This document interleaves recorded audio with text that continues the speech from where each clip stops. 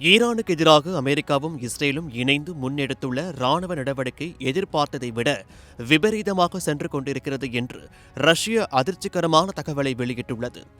Iran அணுசக்தி ஒப்பந்த பேச்சுவார்த்தைகள் நடந்து கொண்டிருந்த போதே இந்த போர் திட்டமிடப்பட்டதாகவும், ஈரானை ஒரு சில மணி நேரங்களிலோ அல்லது ஒரே நாளிலோ முழுமையாக வீழ்த்தி விடலாம் என்று அமெரிக்கா தப்பு கணக்கு போட்டுவிட்டதாகவும் ரஷ்யா வெளியுறவுத்துறை அமைச்சர் செர்ஜி லாவ்ரோவ் தெரிவித்துள்ளார். அந்த கணிப்பு எவ்வளவு தவறானது என்பதை இப்போது அவர்கள் உணர்ந்திருப்பார்கள் என்றும் அவர் குறிப்பிட்டுள்ளார். போர் தீவிரமடைந்து வருவதால் அப்பாவி பொதுமக்களின் உயிரிழப்பை தடுக்க உடனடியாக தாக்குதல்களை நிறுத்திவிட்டு பேச்சுவார்த்தைக்கு திரும்புமாறு ரஷ்ய உலக நாடுகளை வலியுறுத்தியுள்ளது.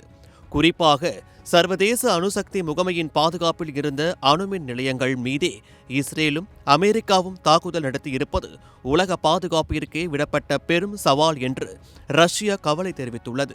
இத்தகைய நடவடிக்கைகள் மூலம் பிரச்சினைகளை தீர்ப்பதற்கான ஒரே வழியான ராஜதந்திரம் செத்துவிட்டது என்றும், இனிவரும் காலங்களில் ஒவ்வொரு நாடும் தங்களின் பாதுகாப்பிற்காக அணு ஆயுதங்களை வைத்திருக்க வேண்டிய கட்டாயத்திற்கு தள்ளப்படும் அபாயம் உள்ளதாகவும் லாவ்ரோவ் எச்சரித்துள்ளார். இதற்கிடையில் இந்த போரை முடிவுக்கு கொண்டுவர ரஷ்ய அதிபர் புட்டின் முன்வைத்த சமரச திட்டத்தையும் அமெரிக்க அதிபர் டொனால்ட் ட்ரம்ப் நிராகரித்துவிட்டார். ஈரான் செறிவூட்டப்பட்ட யுரேனியத்தை ரஷ்யாவிற்கு மாற்றி பாதுகாப்பாக வைப்பதன் மூலம் போரை நிறுத்தலாம் என புட்டின் யோசனை கூறியிருக்கிறார். ஆனால் அந்த திட்டத்தை ஏற்க மறுத்த ட்ரம்ப், ஈரானின் அணு ஆயுத பொருட்களை அமெரிக்கா சிறப்பு படைகளை அனுப்பி கைப்பற்ற திட்டமிட்டு வருவதாக செய்திகள் வெளியாகியுள்ளன. இது நிலைமையை மேலும் மோசமாக்கியுள்ளது. மறுபுறம் இந்த போரினால் சர்வதேச சந்தையில் கச்சா எண்ணெய் விலையில் பெரும் குழப்பம் ஏற்பட்டுள்ளது. இதனை சமாளிக்க இதுவரை ரஷ்யா எண்ணெய் மீது விதிக்கப்பட்டிருந்த தடைகளை நீக்க ட்ரம்ப் முடிவு செய்துள்ளார்.